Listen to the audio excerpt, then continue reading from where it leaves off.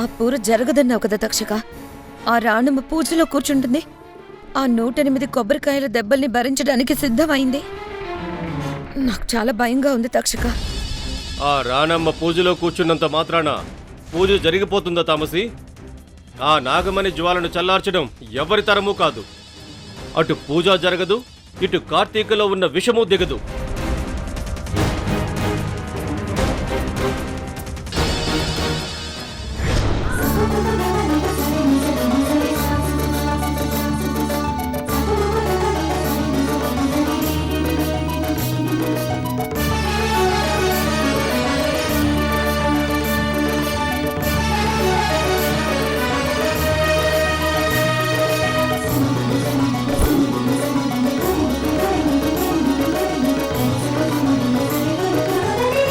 అమ్మా రాణమ్మ,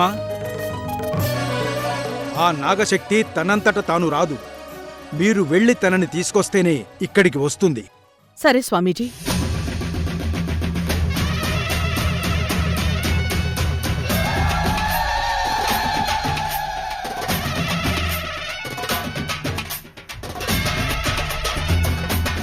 వెళ్ళు. ఈ రోజుతో ఈ ఇంట్లో నీ పీడ పూర్తిగా విరగడైపోతుంది.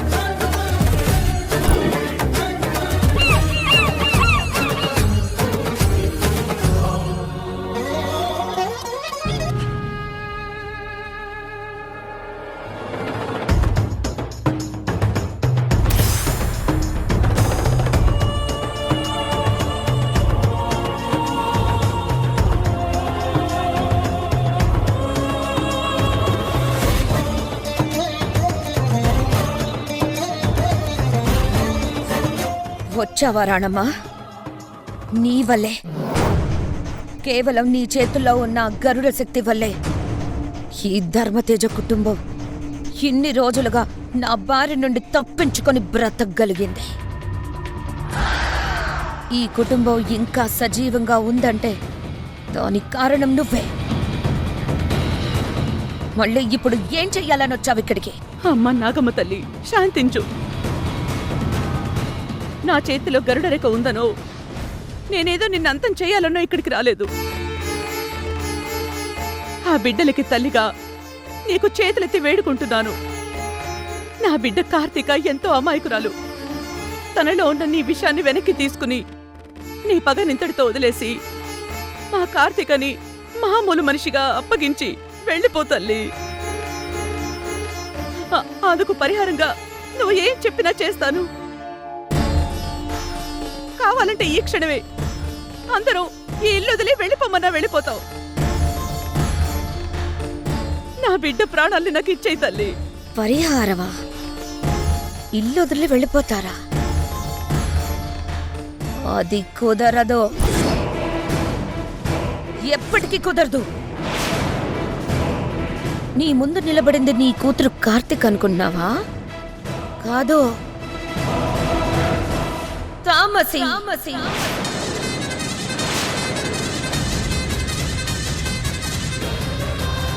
కార్తీక శరీరంలో ప్రవహిస్తున్నది నా విషం. తనలో ఉన్నది నా పగ, నా కసి. వదలనా, ఏ ఒక్కరిని వదలను.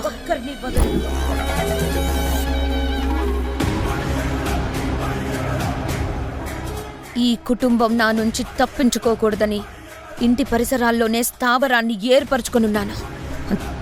దాన్ని కూడా మీ కార్తిక్ కూల్చేసింది. కాబట్టే నేను కార్తిక్ అని ఆయుధంగా చేసుకొని ఆవహించాను. కార్తీక శరీరం నుంచి నేను ఎప్పుడు బయటకు వెళ్తానో ఆ క్షణమే తను ప్రాణాలు కోల్పోతుంది. ఆ వెంటనే మిగిలిన వాళ్ళని కూడా చంపేసి ఈ ఇంటిని శ్మశానంగా మార్చేస్తాను. అది జరగదు, అది జరగదు, అది జరగదు.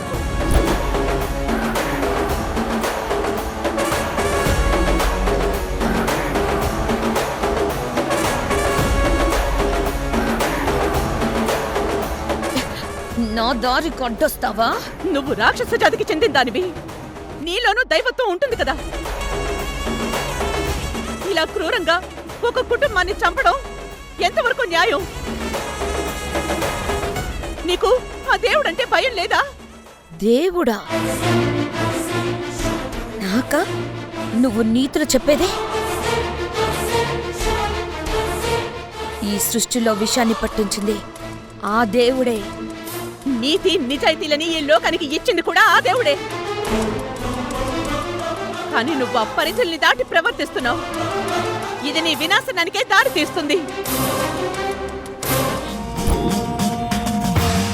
ఈ ఇంటిని, ఈ కుటుంబాన్ని సమూలంగా కాల్చడానికొచ్చిన రాక్షసిని. నన్ను ఆపాలని చూస్తే ముందు చంపబోయేది నిన్నే.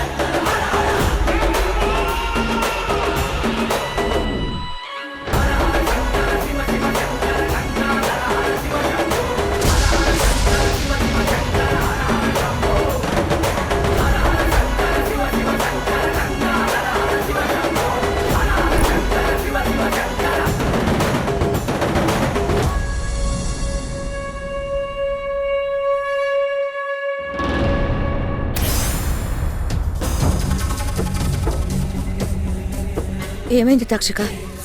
ఎందుకా ఉలికిపాటు? నా మనసు ఏదైతే కీడు శంకిస్తుందో, ఏం జరగకూడదని నేను ఇంతలా భయపడుతున్నానో, ఆ రాణమ్మ వల్ల అదే జరగబోతుందా? చెప్పు తక్షక, చెప్పు. ఆ రాణమ్మ మాతృమూర్తి చేతి మహిమ మన మాయా వ్యూహాలన్నిటినీ ముక్కలు చేసే ప్రమాదం ఉందేమో అనిపిస్తుంది తామసి. ఆవిడ చేతిలో ఉన్న ఆ గరుడ రేఖ శక్తి ఇప్పుడు ఆ కార్తీక చుట్టూ ఒక అభేద్యమైన మంత్ర కవచాన్ని నిర్మిస్తుంది. ఆ రానమ్మ సంకల్పం ముందు మన మంత్రాలు సైతం దిశాహీనమైపోయేలా ఉన్నాయి. అలా జరిగితే ఎలా తక్షక? ఒక తల్లిగా ఆవిడ కార్తీకను కాపాడుకోవడానికి దృఢ సంకల్పంతో చేస్తున్న ఈ మహా పోరాటం మన నాగశక్తిని కూడా కదలకుండా బంధించేస్తుందా? ఈ పున్నమి రాత్రి గడియలు ముగిసేలోపు మన నాగశక్తి ఆకలి తీరాలి కదా. కార్తీక ఎవరినో ఒకరిని బలి తీసుకొని ఆ తర్వాతే కదా రక్తదాహంతో ఆ నాగమణిని స్వాధీనం చేసుకుని మన వద్దకు రావాలి. అవును తామసి, కానీ నేననుకున్నంత సులభంగా ఆ రానమ్మని గెలవలేమని అనిపిస్తుంది. అలాగని అంత తేలిగ్గా రానమ్మని గెలవనివ్వం. తల్లి ప్రేమను బంధించగల మంత్రాలు నా దగ్గర లేకపోవచ్చు, కానీ ఆ నాగశక్తి ఆకలిని రేపగల విషప్రయోగాలు నా దగ్గర ఉన్నాయి. కార్తీక చుట్టూ ఆ రానమ్మ సృష్టిస్తున్న పద్మవ్యూహం గోడలు బద్దలు కొట్టుకుని మరీ బయటికి వచ్చేలా చేస్తాను. చూస్తూ ఉండు. ఆ నమ్మకమే కావాలి తక్షక.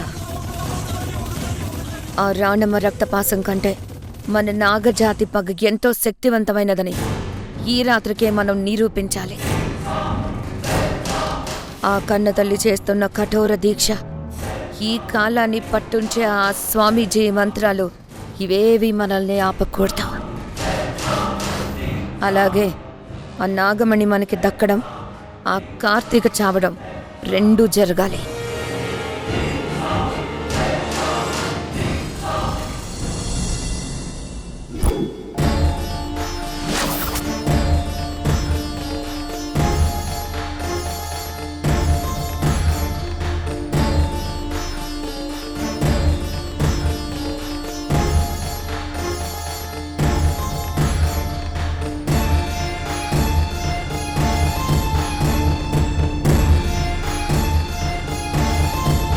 అమ్మా, అమ్మాయిని ఆ పీటల మీద కూర్చోబెట్టండి.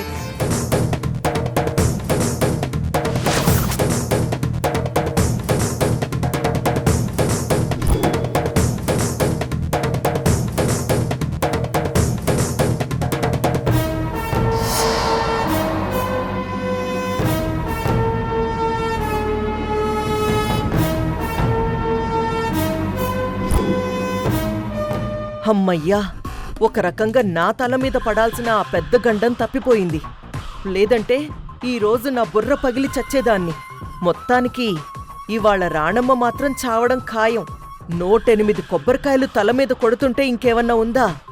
లోపల మెదడంతా చితికిపోయి అక్కడికక్కడే రాణమ్మ ప్రాణాలు గాల్లో కలిసిపోతాయి.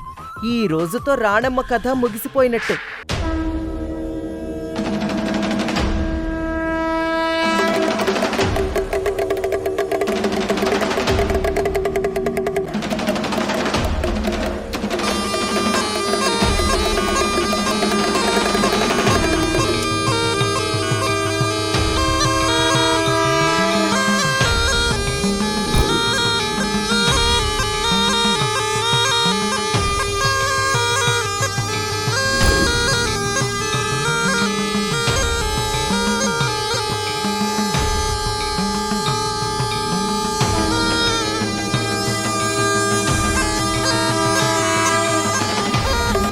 హర హర మహాదేవ శంభో శంకర. అమ్మా రాణమ్మ, ఆ దివ్యమైన నాగమణిని తీసుకురామ్మా. అలాగే స్వామీజీ.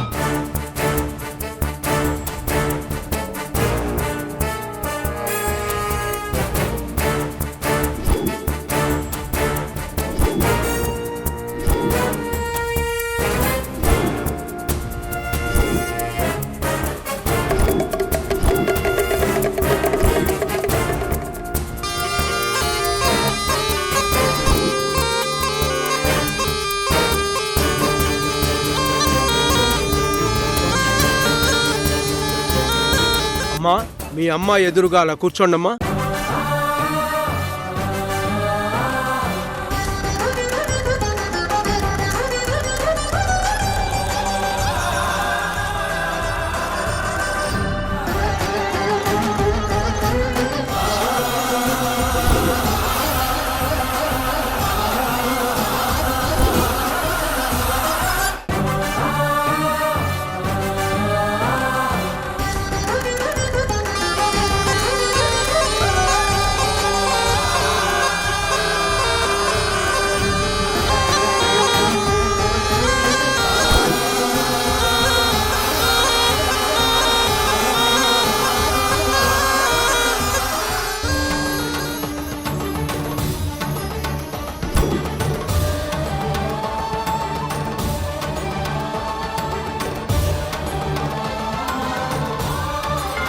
రాణమ్మ గారు, ఆ నాగమ్మ తల్లి సాక్షిగా మాతృత్వ రక్షణ సంకల్పం తీసుకుని ఈ పరిహార పూజలో కూర్చున్నారు.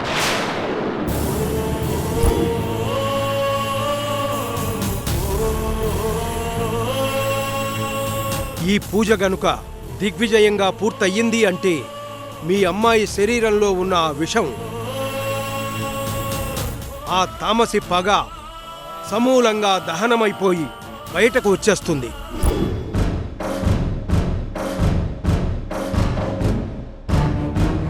కానీ ఆ దుష్టశక్తి అంత తేలిగ్గా లొంగదు.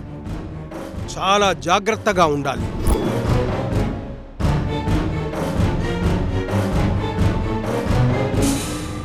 ఈ పరిహార పూజా ప్రక్రియ పూర్తి కావాలన్నా, ఆ కాలసర్పం నోట్లో చిక్కుకున్న మీ అమ్మాయి కార్తీక మీకు ప్రాణాలతో దక్కాలన్నా, అది కేవలం నా పూజా మంత్రాల వల్లే సాధ్యం కాదు తల్లి.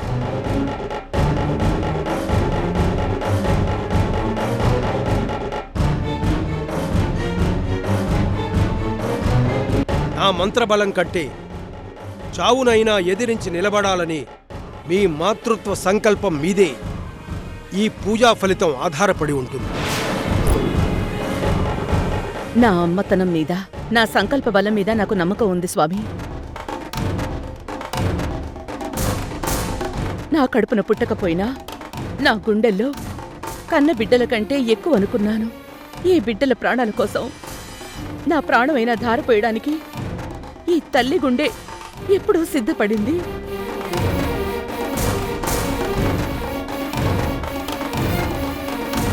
మీ మంత్రబలంతో పూజ పూర్తి చేయండి స్వామి. నా పిల్లల క్షేమం కోసం ఆ నాగసర్పం పెట్టిన విషాన్ని నా ఒంట్లో దాచుకోవడానికైనా నేను వెనకాడ్ను.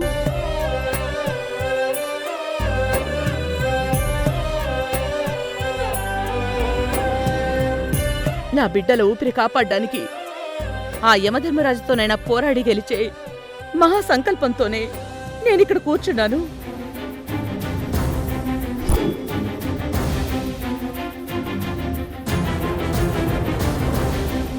మీ పూజని కొనసాగించండి స్వామి. అలాగే అమ్మా.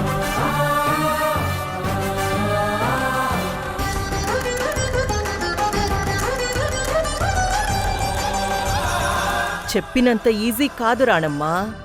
ఆ యముడితో పోరాడి నువ్వు నీ బిడ్డ ప్రాణాలు కాపాడుకుంటావేమో, కానీ నీ ప్రాణాలు మాత్రం నువ్వు కాపాడుకోలేవు. 108 కొబ్బరికాయలు తల మీద కొట్టించుకోవాలి. ఈ పూజతో నీ ఫోటోకి దండ పడిపోవడం గ్యారంటీ.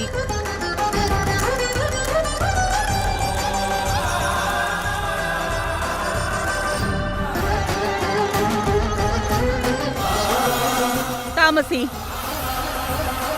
నువ్వింక కార్తీకలో ఉండలేవు. ఇప్పుడు నీకో బంధనం వేయబోతున్నావు.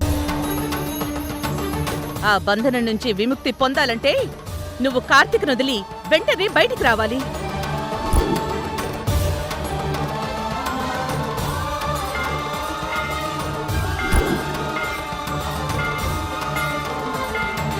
జాగ్రత్త రాణమ్మ. అసలే పౌర్ణమి రోజు. స్వామీజీ వేదమంత్రాలు చదివే కొద్దీ తన ఒంట్లో ఉన్న విషసర్పం పగ కసితో బుసలు కొడుతూ నీపైకే తిరగబడొచ్చు.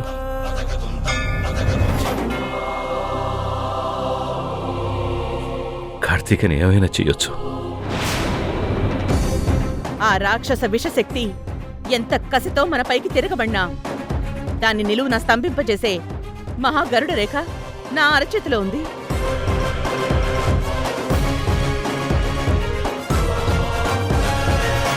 కార్తీకకేమీ కాదు. మీరేం భయపడకండి ధర్మతేజ గారు.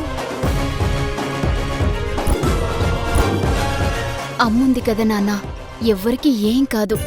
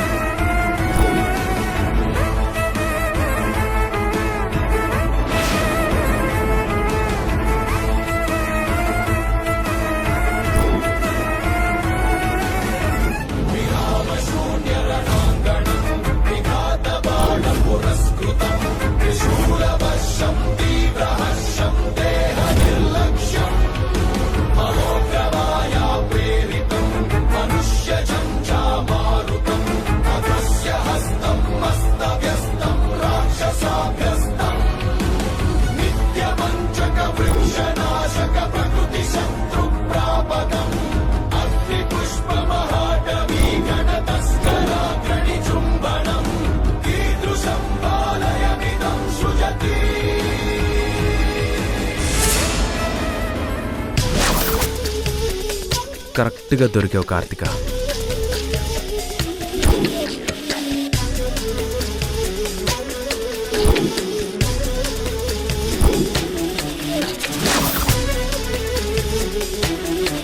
నేను చెప్పిన మాట వింటావా? మరి నాతో నాట్యం చేస్తావా? అయితే నాతో రా.